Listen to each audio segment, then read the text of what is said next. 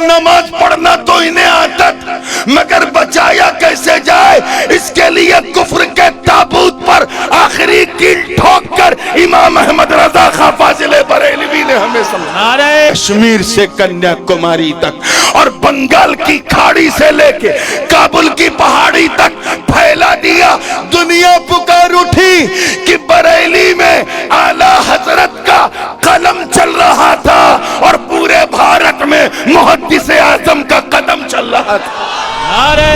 اچھا اتنا تو آپ لوگ جانتے ہیں نا کہ نماز قائم کرنا اور نماز پڑھنے میں کچھ فرق ہے؟ ہے؟ نہیں جانتے؟ اللہ اکبر۔ چلیے خیر تھوڑا سا میں بتا دیتا ہوں۔ ایک ہوتا ہے پڑھنا، ایک ہوتا ہے قائم کرنا۔ حالانکہ اصلاح معاشرہ کا جلسہ کل ہے تو سوچا تھا سب نماز وہاں رہے گا، لیکن چلیے ایک ڈوز یہاں بھی دے کے جا رہا ہوں۔ کل کہاں پہ ہے پروگرام؟ کھوجبل میں کھوج کے بتاؤں گا انشاءاللہ۔ آئیے کھوج وہاں رکھیے، بل یہاں دیجیے پوری توجہ کے ساتھ۔ قائم کرنے کا مطلب ہوتا ہے استھاپت کرنا، اور آسان کر دوں تو اسٹیبلش کرنا۔ اللہ پاک فرما رہا ہے نماز قائم کرو، مطلب اپنی نماز کو استھاپت کرو۔ Establish your 5 times prayer۔ اس کو یوں بھی سمجھ سکتے ہیں کہ سیٹ بننا سب کا سپنا ہے، اور ہمارے اس چھیتر کے لوگ تو سیٹ بننے کے لیے اپنا وطن چھوڑ دیتے ہیں۔ کہیں کبھی ویزا لگے بس انڈیا نہ ہو، باہر ہو۔ خیر ہجرت میں برکت ہے، چلے جاتے ہیں، کیوں؟ تاکہ سیٹ بنے۔ لیکن اچھی طرح معلوم ہے کہ سیٹ بننے کے لیے 2 چیزیں ضروری ہیں۔ ایک پیسہ کمانا ضروری ہے، کیا؟ اور دوسرا کمائے ہوئے مال کو بچانا ضروری ہے۔ کما رہے ہو بچانا نہیں آتا، کبھی سیٹ نہیں بن پاؤ۔ 1 لاکھ روپیہ روز کماؤ اور 2 لاکھ روپیہ روز اڑاؤ، کبھی سیٹ بن پاؤ گے؟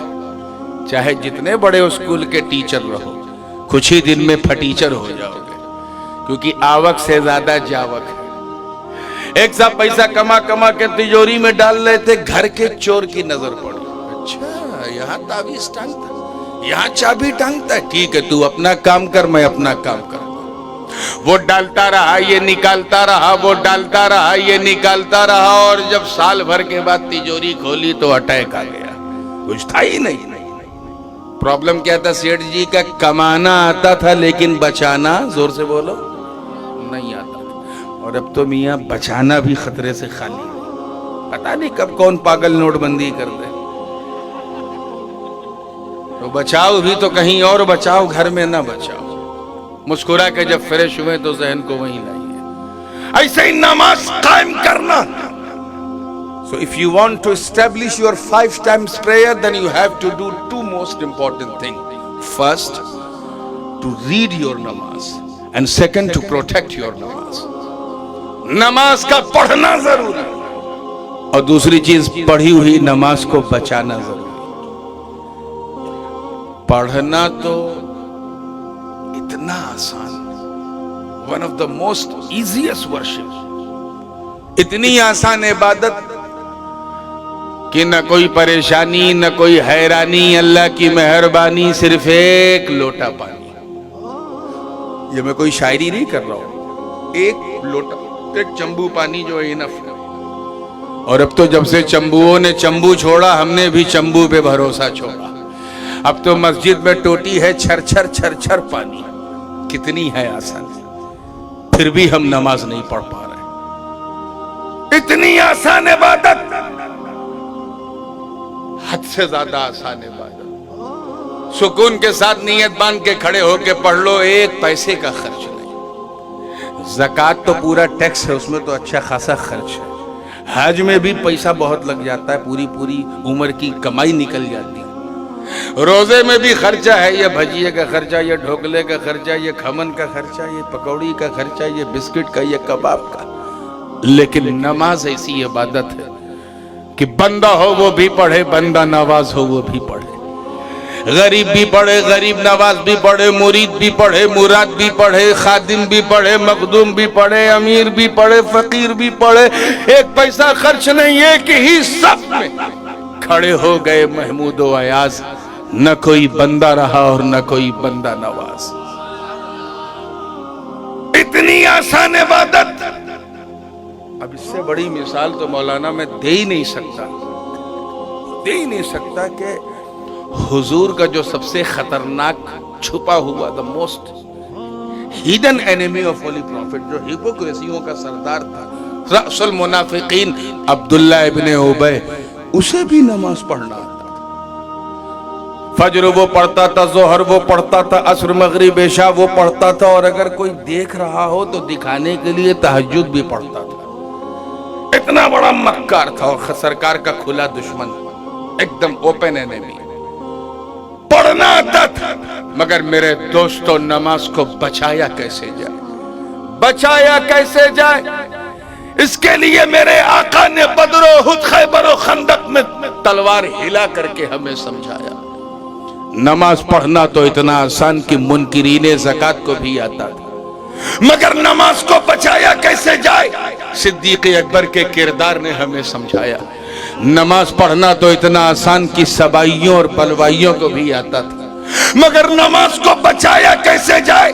فاروق اعظم اور عثمان ذی النورین کے بہتے ہوئے لہو نے ہمیں سمجھایا۔ نماز پڑھنا تو خارجیوں کو بھی آتا تھا، مگر نماز کو بچایا کیسے جائے؟ مولا علی کی شہادت نے ہمیں سمجھایا، ارے نماز پڑھنا تو اتنا آسان کہ یزیدیوں کو بھی آتا تھا، مگر نماز کو بچایا کیسے جائے؟ اپنے جیون کی آخری نماز پڑھتے ہوئے سیدہ کے لال امام حسین نے ہمیں سمجھایا۔ اتنی آسان بات یزیدیوں کو بھی پڑھنا آتا تھا۔ میں یہاں یہ بات عرض کرتا چلوں پھر آگے بڑھوں، ایسا نہیں کہ یزیدی نمازی نہیں تھے، وہ نمازی تھے، یہ اور بات ہے کہ وہ دین کے غازی نہیں تھے، پڑھنا آتا تھا۔ اب اگر ان کی طرح کوئی کہے کہ نماز پڑھو کیونکہ نمازی کے ساتھ اللہ ہے، اللہ ہے، تو پھر ان سے پوچھنا کہ میاں بتاؤ، اگر ہر نمازی کے ساتھ اللہ ہے تو پھر کربلا میں اللہ کس کے ساتھ؟ توجہ چاہوں گا، اللہ کرے سمجھ میں آ جائے۔ کربلا میں اللہ کس کے ساتھ؟ اگر تم کہو نماز پڑھنے والوں کے ساتھ تو وہ دونوں طرف، روزہ رکھنے والوں کے ساتھ تو وہ دونوں طرف، رکوع کرنے والوں کے ساتھ تو وہ دونوں طرف، سجدے والوں کے ساتھ اللہ ہے تو وہ دونوں طرف، ادھر بھی اذان ادھر بھی اذان، ادھر بھی صلاۃ ادھر بھی صلاۃ، ادھر بھی ذکر ادھر بھی ذکر، کھاتے پیتے یزیدی بھی سجدہ کر رہے ہیں، بھوکے پیاسے حسینی بھی سجدہ کر رہے ہیں، اللہ کس کے ساتھ؟ تو اس کا جواب میں کیا دوں گا، تم کیا دو گے؟ اور قرآن کی اسی آیت سے پوچھیں تو فیصلہ آیا، سن ان اللہ مع الصابرین، اے بندے یہ کیوں دیکھ رہا ہے کہ کربلا میں اللہ کس کے ساتھ؟ ارے یہ دیکھ کہ کربلا میں صبر کس کے ساتھ؟ سن، صبر حسین کے ساتھ، حسین اپنے خدا کے ساتھ۔ نعرہ تکبیر، نعرہ رسالت، سید الشہداء۔ نماز پڑھنا اتنا آسان کہ خارجیوں کو بھی آتا تھا، رافضیوں کو بھی آتا تھا، نیچریوں کو بھی آتا تھا، فلسفیوں کو بھی آتا تھا، مامونیوں کو بھی آتا تھا، قدریوں کو بھی آتا تھا، جبریوں کو بھی آتا تھا، جہمیوں کو بھی آتا تھا، ملحدوں کو بھی آتا تھا، لیکن نماز کو بچایا کیسے جائے؟ اس کے لیے غوث اعظم نے گیلان چھوڑ دیا اور بغداد کو اپنا مدینہ بنا لیا۔ بچایا کیسے جائے؟ اس کے لیے غریب نواز نے سنجر کو چھوڑ کر اجمیر کے پنجر کو اپنا سنجر بنا لیا۔ بچایا کیسے جائے؟ اس کے لیے مخدوم اشرف جہانگیر سمنانی نے راج پاٹ کو تیاگ کر کے، سمنا کے سلطنت کو لات مار کے کہ چھوچے کو اپنا سمنان بنا لیا۔ پڑھنا تو اتنا آسان کہ انہیں بھی آتا ہے۔ اب میں ان کا نام لے کے بلا وجہ اپنے منہ کا وضو کیوں خراب کروں؟ نماز کے لیے یہ لوگ شہر شہر نگر نگر گلی گلی گاؤں گاؤں جا کے کاؤں کاؤں کریں گے. اور جب پوچھو ملا جی کنٹھاریا سے آ رہے ہیں؟ ہاں ہاں پڑھنا آتا ہے؟ جی ہاں آتا ہے. بچایا کیسے؟ ابا نے بچانا کہاں سکھایا؟ گرو جی نے بچانا سکھایا اور تب نہ بچایا. ابلیس کو بھی تو پڑھنا آتا تھا، بچانے میں اٹکا ہوا. 6 کروڑ برس تک اللہ کی عبادت کیا، پڑھنے کا نام آیا تو 6 کروڑ برس تک اللہ کی عبادت. ایسا پکا موحد تھا. لیکن جب کہا گیا آدم کا سجدہ تعظیمی بجا لاؤ تو اکڑ گیا. انا خیر منہ، آئی ایم بیٹر دین آدم. اے اللہ تو نے آدم کو مٹی سے بنایا، مجھے آگ سے بنایا، میں نے 6 کروڑ برس تیری عبادت کی. آئی ایم بیٹر دین آدم، میں آدم سے زیادہ مہان ہوں. صرف اتنا کہا تھا میرے دوستوں. اس کی ساری نماز اس کے منہ پہ مار دی گئی. آواز آئی فخرج فإنک رجیم وإن علیک اللعنۃ الی یوم الدین. نکل جنت سے، تو جہنمی ہے اور قیامت تک تجھ پر لعنتیں برستی رہیں گی. نماز منہ پہ مار دی. کیوں؟ نبی کی توہین کی وجہ سے. جھکنے سے اس نے انکار کیا، منہ پہ مار دی گئی. یہ بھی نبی کی توہین کرتے ہیں. ذرا دیکھ، نبی کی توہین کرنے والا اگر جنت میں رہتا اللہ نکال کے باہر کر دیتا. ارے ان سے پوچھو، یہ تو پہلے سے باہر ہیں، اندر جائیں گے کیسے؟ نبی کی تعظیم سے اسے بھی انکار، انہیں بھی انکار. یعنی جہاں اس کا اقرار تھا وہاں ان کا بھی اقرار ہے، جہاں اس کا انکار وہاں ان کا بھی انکار. تو جو اس کا ریزلٹ وہ ان کا بھی ریزلٹ. تو اس لیے ڈینجر زون میں مت جاؤ.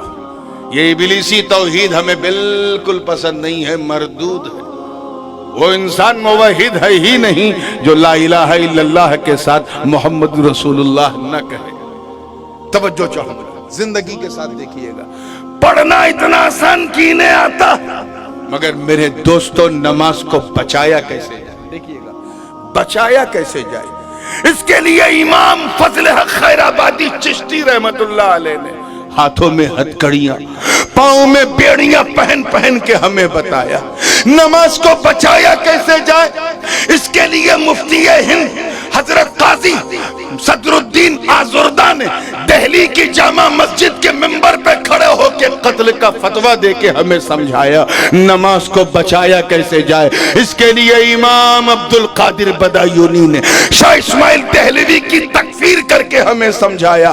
پڑھنا تو انہیں آتا تھا مگر نماز کو بچایا کیسے جائے. اس کے لیے حضرت غلام دستگیر قصوری نے آج سے تقریباً 150 سال پہلے پاکستان بہاولپور میں پہلا دیوبندیوں سے مناظرہ کر کے ہمیں سمجھایا نماز کو بچایا کیسے جائے. اس کے لیے عبدالسمیع رائے پوری چشتی رحمت اللہ علیہ نے انوار ساتحہ در ثبوت میلاد و فاتحہ لکھ کے ہمیں سمجھایا. ارے نماز پڑھنا تو انہیں آتا تھا مگر بچایا کیسے جائے. اس کے لیے کفر کے تابوت پر آخری کیل ٹھوک کر امام احمد رضا خان فاضل بریلوی نے ہمیں سمجھایا. فکر امام احمد رضا بریلی کی 4 دیواری میں گونج رہی ہے. اعلیٰ حضرت نے تو زندگی میں صرف 7-8 سفر کیے تھے. آخر اس فکر کو جو امام عبد القادر بدایونی کی، جو امام فضل حق خیر آبادی کی امانت مفتی صدر الدین آزردہ کی خدمت کا نتیجہ تھی، وہ فکر رضا جو بریلی میں گھوم رہی تھی، بڑا ضروری تھا کہ اس فکر کو پورا بھارت جان جائے. بنگالی بھی جان جائے، پنجابی بھی جان جائے، اڑیا بولنے والا، تیلگو بولنے والا، ملیالم بولنے والا، کنڑا بولنے والا بھی جان جائے، مراٹھی بولنے والا، گجراتی بولنے والا، کاٹھیاواڑی بولنے والا، کچھی بولنے والا، سندھی بولنے والا، بلوچی بولنے والا، پشتو بولنے والا. اس کو ہندی بھی جان جائے، سندھی بھی جان جائے، گنگا جمنا کے کنارے رہنے والے بھی جان جائے. مگر کیسے؟ اس کے لیے ایک مرد آہن کو چنا گیا. امام احمد رضا کی درسگاہ کا تربیت یافتہ ایک شیر ببر چنا گیا.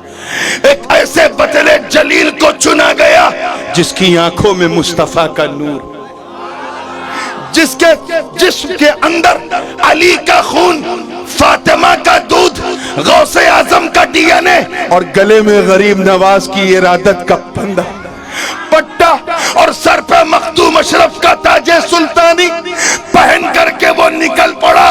جو فکر بریلی کی حدود تک محدود تھی اسے کشمیر سے کنیا کماری تک اور بنگال کی کھاڑی سے لے کے کابل کی پہاڑی تک پھیلا دیا۔ دنیا پکار اٹھی کہ بریلی میں اعلی حضرت کا قلم چل رہا تھا اور پورے بھارت میں محدث اعظم کا قدم چل رہا تھا۔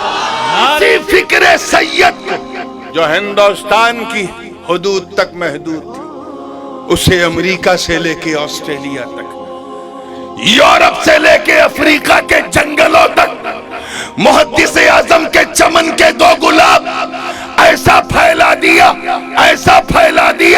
کہ ہر طرف مدنی ہاشمی رنگ چھا گیا۔ دنیا پکار اٹھی کہ ان دو بھائیوں کے قدم بڑھتے گئے، دنیا سمٹتی گئی۔ بات پہ بات نکل جائے گی تو جس موضوع پہ میں بول رہا ہوں اس پہ آئی نہیں رہا ہوں، یہ حالانکہ کل کا حصہ تھا، اصلاح معاشرہ، لیکن میں اس میں بھی اینٹی بایوٹک ڈال دیتا ہوں۔ کیا کروں، یہ بھی ہمارے ڈی این اے میں۔ آئیے مسکرا کے جب فریش ہوئے ہیں تو آگے بڑھنے سے پہلے آپ کا بھی من مچل رہا ہوگا یہ جاننے کے لیے کہ حضرت انشاءاللہ ہم نماز پڑھیں گے تو ہمیں بتائیے کہ قائم کیسے کی جاتی ہے۔ اپنے دادا کا تبرک ہمیں نہیں دیجیے گا، وہ بھی واگرا کے واسیوں کو، آس پاس کے والوں کو جو بالکل دائیں بائیں یہاں رہتے ہیں، نہیں دی کر سب کو چاہیے نا۔ بولو نماز ہوتی کیسے ہے، بچتی کیسے، جاننا چاہتے ہو نا تو دیکھنا توجہ کے ساتھ۔ پسچم کی طرح مولانا سامنے ہے نا، چلیے میں قبلہ کی طرف دیکھوں، آپ اپنے قبلہ یعنی میری طرف دیکھیں، توجہ۔ اگر میں ادھر منہ کروں اور نماز پڑھوں ہوگی ادھر، مجھے ادھر ہی منہ کرنا پڑے گا، توجہ۔ تو جب چہرہ کعبۃ اللہ کی طرف ہو تب نماز ہوتی ہے، اور دل رسول اللہ کی طرف ہو تب نماز بچتی ہے۔ اپنے چہرے کو کعبے کی طرف کرو، دل کو کعبے کی طرف کرو، انشاءاللہ نماز ہوتی بھی رہے گی، بچتی بھی رہے گی، اور جب بچے گی اور ہوگی تو انشاءاللہ قائم ہو جائے گی۔ اور جب قائم ہو جائے گی تو تو ان مومنین میں شامل ہو جائے گا جن کے لیے رب نے فرمایا کہ یہ تمہارے ولی ہیں، یہ تمہارے ولی ہیں جو نماز قائم کرتے ہیں، پڑھتے نہیں ہیں، قائم کرتے ہیں، زکوٰۃ ادا کرتے ہیں اور رب کی بارگاہ میں جھکے رہے۔